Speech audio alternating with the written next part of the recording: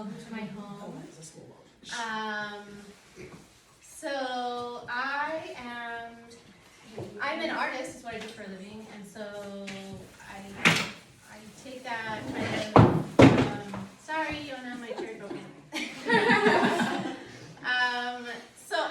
But more than being an artist, I'm also a collector, and I've been a collector for a lot of years, starting with, back in the 80s when I collected Smurfs, and Scotty dogs, that was big at one point. When I was a teenager, I collected old movie posters, so my taste kind of became more sophisticated. When I started traveling, either during college or after college, I started collecting little pieces of folk art from the places I would go, because that's all I could afford, and they're small and easy to pack. So I've always been collecting things, and I have a pretty giant collection, but more than that, my mom was a director of an art gallery while I was growing up. So it was art that none of us really liked, it was kind of ugly, but so she didn't necessarily buy that art, but she had a wonderful eye for art, and every now and then something great would come in and she would snatch it. And so we always had art hanging in our home, and she always had so much that there was like a stock in the garage, and she would like circulate it whenever she was in the mood. And so I kind of grew up in that environment, so you could say this is kind of part of, it's in my DNA. But I think all of us have that in us to be collectors, because that's what people do. We collect stuff, we like assign meaning to things, and then we want to hold on to them. Some of us do that too much. We end up with piles of crap all over our house, which I can fully appreciate, because you get, especially when you have kids, and then there's just like papers and art and stuff all the time. So that's obviously an issue now as we're getting older. It's just like so much, and soon we're gonna have to deal with our parents' crap. I mean, it's just endless. There's also people who have nothing, because that same kind of overwhelm with like how to get rid of stuff can hit you when you're at like the point of purchase, so you just don't want to buy anything. It's like I can't choose. I love everything, or I just don't know. So I've come across this issue where you either have too much or you have nothing, and so how can you possibly curate a wall?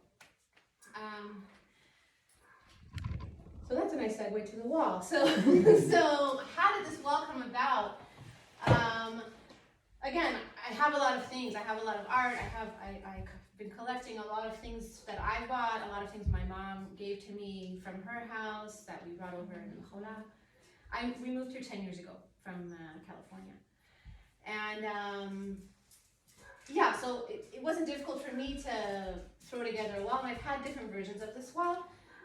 Our couch was a different couch. It used to be against the wall, and our TV used to be upstairs. So the wall had various pieces on it, not these specifically. And at some point I got sick of that. Maybe it was during Corona, and I needed a project, and so I took everything off, and I did schwachtel, and I repainted, and then I put just my little collection of folk art, like these little bits, like in one row across the back, kind of a minimalist look, and I liked that for a while.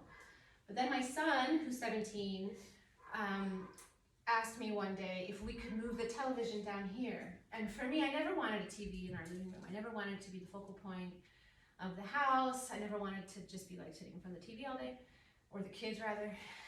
But why did he want to do that? Because he was inviting friends over to play video games and watch movies, and the TV was upstairs at our bedrooms are surrounding it, and he didn't want to disturb us, which I thought was so considerate, right? So I thought, I'm gonna do this for you. And I spoke to my husband about it, and we decided, yeah, let's do it. And so we got the TV down, and I quickly found this TV stand here in Sorasa on Facebook Marketplace. Hi! Sorry. No, hi. I know, I'm sorry. Come on in. Grab coffee and the chairs. There's more chairs in the lobby back. Hi, Karen. So I almost all of my furniture comes off of Facebook Marketplace or Stein or Craigslist back in California. Oh, well, that's Luna. Okay, that's my dog. She's really not terrifying like that. Okay, so hi, Vivi, my daughter.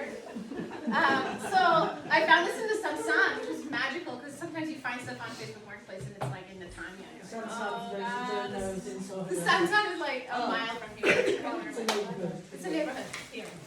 Yeah, so I went and got it, brought the TV down, moved the couch, so that in the only direction it would work, which was here, although we tried it everywhere. And then I thought, okay, so what are we gonna do with this wall now? And then what I did, which I encourage you all to do, is I went on Pinterest, which otherwise known as like hell on earth, but I went on Pinterest and I looked up TV wall gallery, something like that, some good keywords. And it comes up with a gazillion ways to do a wall gallery. And I like the idea of a kind of collage, because I work in collage a lot, and I have a lot of different size pieces and a lot of different media, paper things, canvas things, wooden stuff, ceramics and whatever. And so the idea of the collage made sense. And then I quickly put Pinterest away.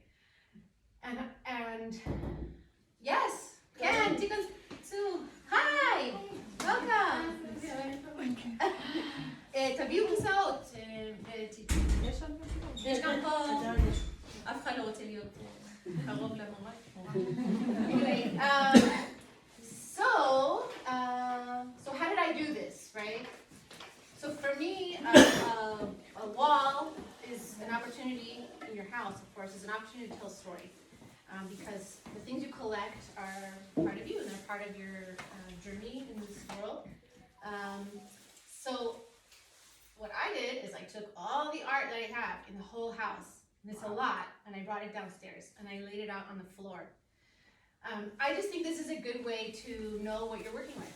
And some people will say, well, I was at my friend Miriam's in Moshav Nimodin last week for a Friday night dinner, and she has this beautiful new living room, couches, whatever, they've done some work, and the wall is blank. And she's like, I have nothing. I literally have nothing. I'm like, oh, Miriam, come to my thing. I'll tell you. She's like, no, but I'll send you the video. But she's like, I have nothing. And so, but the more we talked about it and the ideas that I had, she's like, oh, maybe I have this, maybe I have that. And then of course, you can always buy things and you can always collect things as you go. So I literally brought everything down and I put it on the floor. And I decided the way to get started, the best way is to have anchors, right? I decided I would have two pieces that would be the anchor. And I would build out from there. That's why you'll see like the stuff that's surrounding the TV. The TV is obviously very big. And so I wanted big pieces to surround the TV, and then they get smaller as you move out, okay? So these are my two anchors, right? This is a piece that I bought, my husband and I bought in Samoa when we were traveling after we finished university. So it's really the first piece of art that we bought as a couple. And I thought, that's a perfect anchor. It's not even something that I love terribly, to be honest. But we had it for and so this might sound familiar to a lot of you. We bought it in 2000. It was rolled up in a tube until probably 2014. And then I finally I had a couple things I wanted to frame. I'm like, you know what, I'm gonna frame that thing from Samoa that Miko really likes. Because he's kind of into natural things. He's an engineer. He doesn't really get art necessarily. Now he does, because we talk a lot about it. But I knew this would be special for him, so I got it framed, and it has hung in various places in the house. But I thought, okay, for an anchor wall in my living room, I want this to tell a story about the beginning of this family, and that's us. So that's this, and I got it framed at the mall. What's that mall called? Canyon Israel. Oh, the rabbit one. Yeah, the Jenkins Mall. Canyon Israel. The Jenkins Mall in Talpiot on the second floor. There's actually quite a good framer up there. Oh, he's great. He's very good. He's missing an arm, I think. He is missing an arm. I know. He's so good. No, he's really, really good. And the prices are really good too. And then this is a poster from a museum, and ordinarily I wouldn't be like, yeah, buy posters from museums, because that's kind of like dorm room, teenage, whatever. But my brother gave this to me, and it was already framed, and he was moving to Mexico when I was moving to Israel, so he was getting rid of everything he owned, basically. The mecholah was outside of our house, and he was like, here, I brought you some shit. Just like unloaded a bunch of stuff. I don't even know where he got it. I love Paul Klee, so you know I wouldn't just hang up any famous artist poster. And this is not one that's particularly famous, right? No. You wouldn't necessarily know. And it's also like it's not one of the Picassos that everyone has seen, or like I don't know, the Mona Lisa or whatever. Like it's kind of obscure.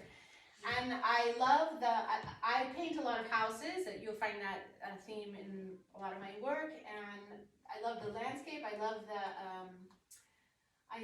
the color, the palette that it uses, very muted. And I thought that this works well with that. Why? They're not the same medium. They're not the same style at all. But they have a certain earthiness to them, that a kind of a grounding feeling that I like, and so I decided those two can be my anchors. And once those two were up, then I started to work around. This is a poster that I got from the Pablo Neruda Museum in Chile. When I traveled there before I even met my husband. It actually has a very long story about it, which you can read on my blog if you're interested. This isn't the original that I bought. The one that I originally bought became so thrashed because I never framed it properly, and I finally had to throw it away. But a friend of mine was traveling in Chile, and I've never even met her. She's another Katuba artist. That's what I also do for a living, is make Katuba. And she was like, oh, I'm Chile, whatever. I'm like, oh, if you happen to go to the museum, but she picked one up for me and sent it here, which is like so crazy.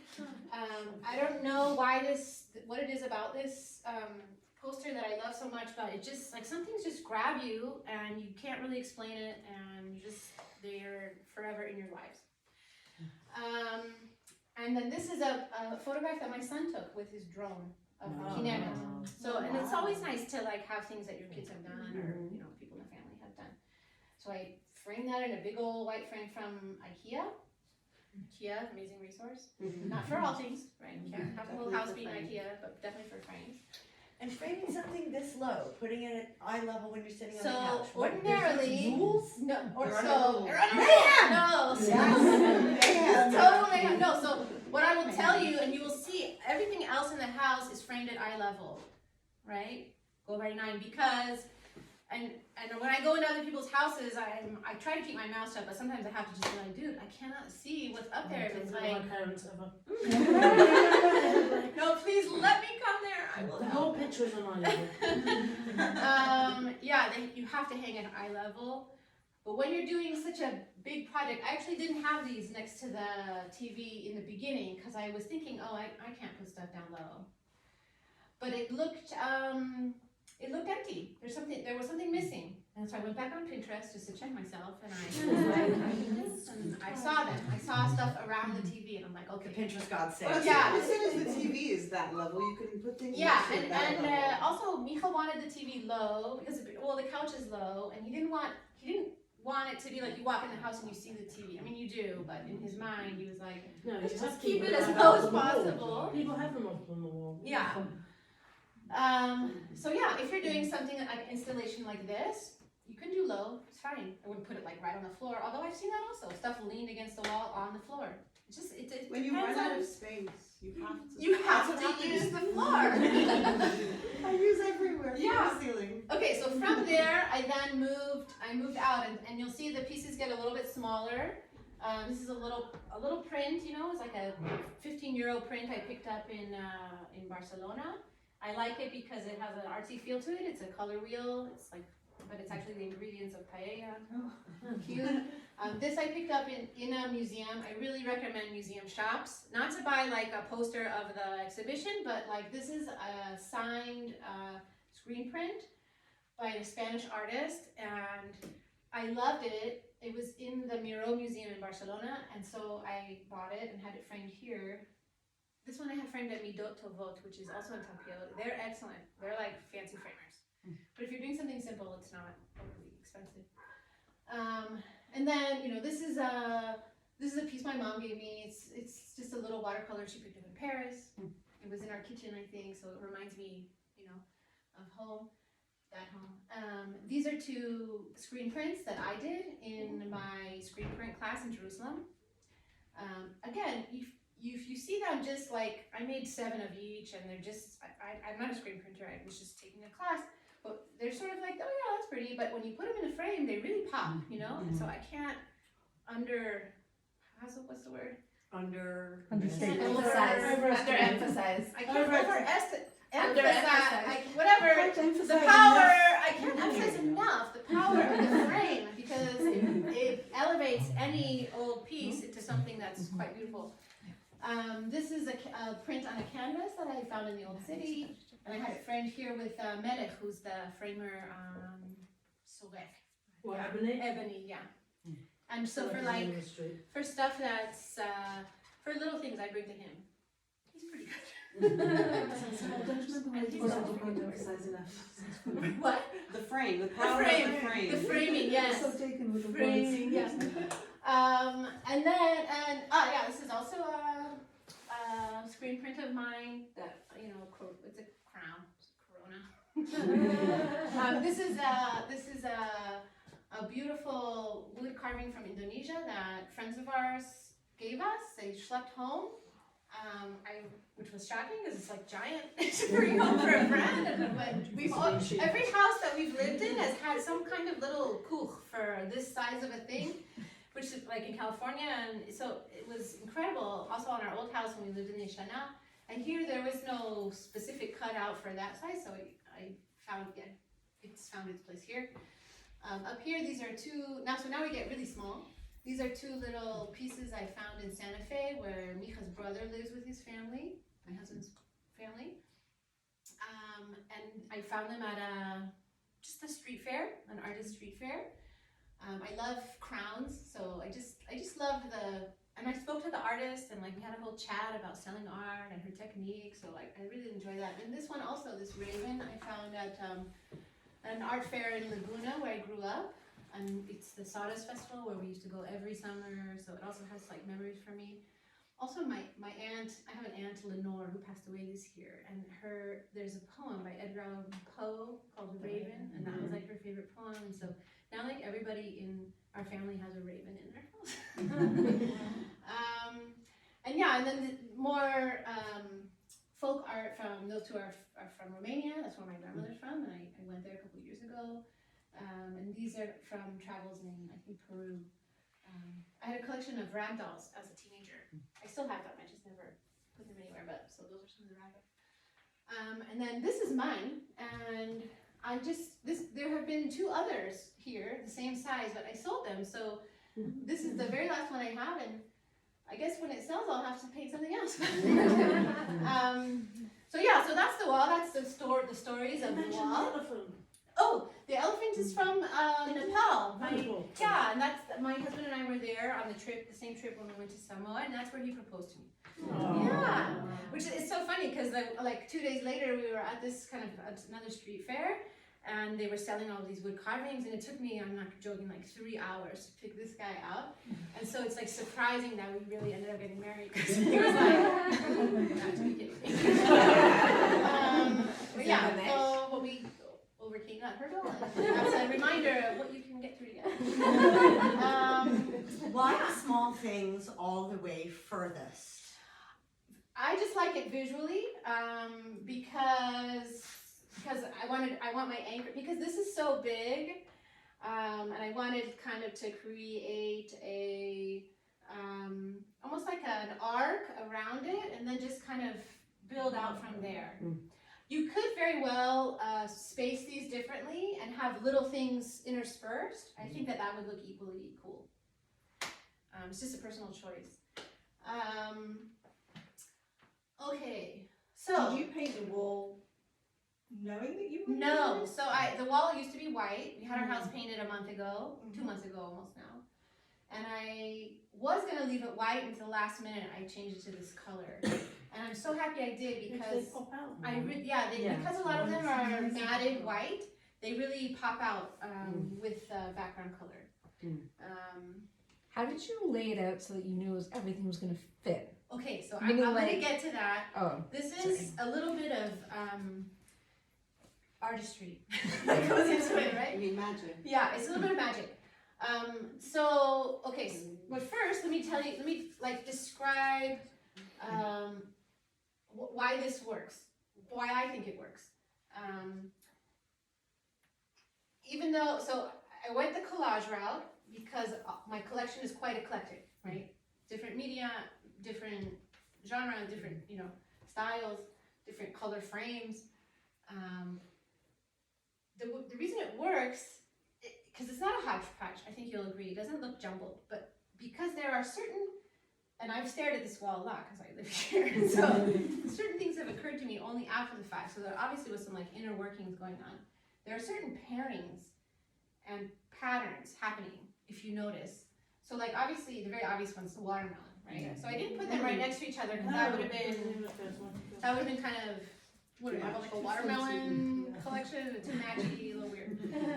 But so they're far enough apart that they also don't really go. There's like, they kind of clash. One is neon pink and one's red.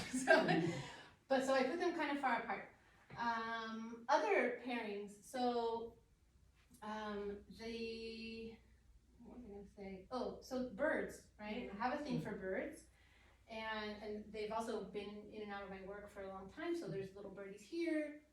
Here's the raven. There's another raven. There's also material pairings, so wood and wood. It's black, light brown. Yeah. That's what I So just did. there's not necessarily a pattern in terms of how I chose the frames, but I was like, as long as we're mixing it up, let's mix it up, right? So you don't see too many of the same color frames next to each other. There's a beast of burden thing, which I love. Like a lot of my work used to have goats in it and other things. So you'll see like my donkey and my bison. Elephants are used for carrying things. Yeah, and so the houses here, the kind of landscape architecture and the architecture up there. You'll see the crowns, and then my piece has a lot of the colors found in all the other pieces. It's like the one color item that pulls the rest together. Oddly, the other ones I had up here, which were similar in style, did the same thing even though they were completely different colors. So it's just something very colorful can tie a wall together in that way. Okay, before I get to your question about how to hang, one other thing. Again, I have a lot of stuff. I have a massive collection. But I think people don't realize that you could hang a lot of things that you don't realize you could hang, okay? So I just have a pile of stuff here that I will show you. This is a trivet, you know what I mean? And I got it at some international art festival. It's from Nepal, I believe. But this could work as something hung on a wall. It's beautiful. This is a mini trivet. I seem to really like these little balls. This is a plate from my mom's collection when I was growing up. It's meaningful to me. I use this plate a lot, but if I didn't, they sell these sort of brackety things and you could put it right on the wall. This is another like tchotchke that my mom gave me. She had a whole blue and white thing for a long time. I think it's from Japan. I don't know. It hasn't made the wall yet or any wall, but I'm going to keep it because I really like it and you never know. I switch things up. This is a page from a children's book. And, maybe not appropriate for a living room, but for a kid's room. If I put it in an even bigger mat and frame, it would really pop and it's suddenly a piece of art. This is from an old children's book that I found at Shugopispushi in Yafo. This is just, stam, a postcard. This is a piece of paper, and we talked about this. So I have a giant, there's my doggy. What is happening in my So this is just a piece of paper, and look how nice it looks in a frame. I use a lot of papers in my collages. So I have a ton of paper, and this is just a pretty paper I picked up. Oh, it's a thing to do with all those amazing papers you get in art shops at your Yeah, even wrapping paper. wrapping paper. I mean, this is again the power of the frame. This is a placemat, and my daughter actually has one of these on her walls because she has kind of a boho chic look going on right now. Beautiful. We just nailed it to the wall. You could take very shallow baskets and put them on walls. Photographs are great. Everyone has photographs. It can either be family photographs. You could crop and blow up something black and white, make it a little more artsy, or you could do a landscape or, you know, whatever. But blowing things up and framing them suddenly elevates them to like gallery status. Okay, so how do I get all this stuff on the wall? That's a great question. So it's really, every piece is different because they have different hanging mechanisms. And so I just go like the simplest route possible. When I have something small, like this, I'll literally use a push pin, you know? And upstairs, when we get to the, oh hi, this is Mika, my husband. When we get to the studio where everything is literally hung on push pins. Well, how do they work? Is your wall like crafty like wall? Mine's Gevis. That's why. It only works on Gibbous. That works on Gevis. When you don't have Gevis, you use the little 3-pronged and then guys, it and then falls off with them. so, and then it has the hook. So if that's your issue, because often I will just put a nail. Oh yeah, it's just a nail straight in because this just hangs on the nail. That's such, I don't know, you have such confidence to get it out the first time. So this wall used to have quite a bit of holes, but because I got it recently painted, and I left all of the nails in, so then when I put everything back, it was like Oh, so maybe that would be, if let's say I wanted to do this and I wanted to paint the wall, to actually work out, curate the wall, get that all done, yeah, and then just leave the ones you want and make sure all the holes are and then available. have it painted. Yeah. So this one is actually framed. This one is framed in real glass, whereas the IKEA frames have like a plastic. So this is heavy, and you can't just hang it on a push pin. It also has a hanging wire, so that's when I'll use one of these 4-prong guys with a hook. And this is literally what I do, okay? And you're gonna laugh, but I hold it where I want it. Okay, let's say I want it here, you know? And I'll either lick my finger and put a dot, or I'll take a pencil. I recommend the pencil, because licking your finger is kind of gross. And then so then the pencil will be like here, let's say. Then I'll take this guy, and I'll hold it where the hook is, and then the top of it is, let's say, right here, and I'll take my finger. I don't measure anything. I own a mud dad, but I measure whatever. I don't use it that much. And I'm like, oh, okay, it's this much. So then I go back to the mark. I do this. Yeah. I hold it and I bang it in, and then I hang it. So how is there consistent amount of space between the pieces? So that's the magic. That's the magic. No, it's her magic. Well, how is it broken? Guys aren't broken. So then I was like, okay, so this is a good, for a collage, this is a good amount of space between stuff. I use that pretty regularly, like you'll see when I hang. This amount, even more, it depends what you want. But you just kind of hold it where you want it, make your mark, depending on the mechanism. So like, yeah. So for this one, it hangs really this much off.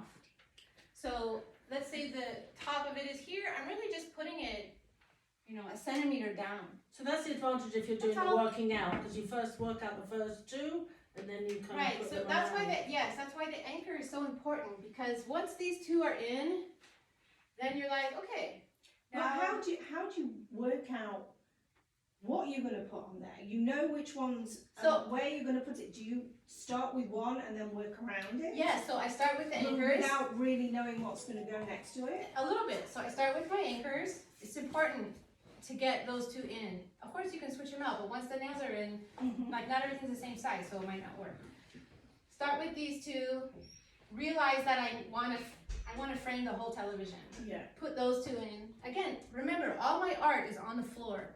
It's all there. I'm looking at it. What size, what works, you know, for here, I wanted a size that fit between here and here. There were only so many, right? Okay. So did you do it all in one day? Yes. Meaning this was like a one-day project of blank Yes, slate this is like, yeah, totally. Yeah, I wish I had filmed it, because then you would see me running around and doing this. And Did you do it all by yourself? You didn't like ask your families, but how much of your family's opinion was asked? I let them have some opinions. And you get people to sort of hold up pictures and it's like, A little I bit. have to- It I have to depends. do that. At this point, I don't really need anyone to help me frame oh, because I've just done it so often. But yeah, having someone to help you, or having or someone to hold it while you look and see, it helps, right? it helps a lot. It can help. I prefer less help. Same. Just let me do my thing. And Oh, yeah. but there was when I brought everything down, there were certain things that my kids were like, "Oh no, that's mine. That goes in my room," you know, or so. And I considered that they have feelings about their art, which is great. You went into their rooms and took Oh yeah, stuff or stuff that had not yet been hung. out? Okay. Like there's also posters in my son's room that hadn't been hung yet, and or only one was hung. The other two were like behind his closet, so I took the other two out. And he was like, "What are you doing?" Those are my posters. I didn't realize he had such strong feelings about his stuff. So they're not competitive by for him. What? Especially considering they were stuck. They were stuck in the closet. I'm like, "Oh yeah, you love these so much." Like, yeah. Okay. And yeah. So it's a lot of like holding something up, marking, measuring with your fingers, and putting it in. That's really all there is to it. And again, if you make a mistake, so it's not terrible. Why? Because a lot of times a hole can be easily covered by the rest of the image. If you're like me and something bugs you for a moment, it might fade. And then you stop noticing it. Like a hole that was here for a super long time, and I kept meaning to spackle it and never did, and that's just life. Now everything is nice and neat because I had a paint. Right, that was brilliant of painting the wall, of painting the wall afterwards and doing all the spackles. Yeah, All the holes exactly. that you If you can time it that way, that's great. Also, it's quite easy to get a little. They even make pre-made spackles. I love the little spoons from like ice cream stores for this kind of work because they're flat, and you can just take a tiny bit, put it right there, you know. Flatten it out, let it dry, and then, you know, it takes like a couple hours to dry, you chef it, and then you can paint over it. It's not, and it doesn't show. It's incredible. Yeah. So that's what I recommend. So again, just do it, just hang it. Bang a nail into the wall. I just hung so much stuff, and I know I'm gonna have to, you know, after this is over, it's all coming down, and I'm gonna have to do a lot of spackling. It's not terrible. It's not a reason not to do your wall. Okay, so that kind of concludes the downstairs portion. I'm gonna take you guys upstairs. Can I ask you something? Yeah, I'll take questions. I'm gonna take you afterwards. I'm gonna take you upstairs and show you a few things. My daughter's wall. I want you to know you can apply these principles to teenage rooms, and I'll show you a few other things on that floor, and then you're welcome to go up to the studio and check out my work. Yes, question. I was going to ask, I'm thinking in my house, okay? Yeah. I have a blank wall that I'm dying to do something, and I keep on looking at it next to my furniture. Okay. And here, I've taken a totally different look and not look at the furniture and just go for the wall. Yeah. So, because at the end of the day, then it goes, right? It goes. I It's always just say this that. fear that you think it's not going to go, Yeah. but it does go. So my philosophy is, and it's true for what I wear and for what's up everywhere in my house, is that if you love it, it goes. So, you know, there are rules like hang at eye level and stuff like that. It's a story. Yeah, for That's me, why. I So love it every takes single away piece. from the It doesn't matter, and like a lot of my stuff it's eclectic. It's Right. you know, this is from 20 years ago from IKEA. This I bought off Yachstein. This is from I don't know, whatever, somewhere else. Also Yachstein. It's all from somewhere. Spoke to me in some way, and so if this is speaking to me, then whatever I put up here will speak to it, and they'll all be friends.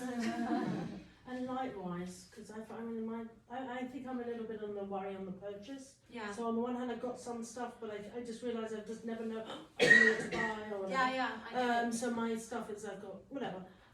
But I do realise that the lighting in is there some rules to lighting apart from I don't know. streets? I'm not a designer, so I don't really know. I recently bought this. Until now, we had just pendant lamp, like a lampshade around one light that came down, and it was fine. This is recent. I wanted something brighter and had an earthiness. Yeah. Natural material. Anybody else? Okay, wonderful. We're gonna head upstairs for a few more things to say, and then we're done. You guys have been an amazing audience.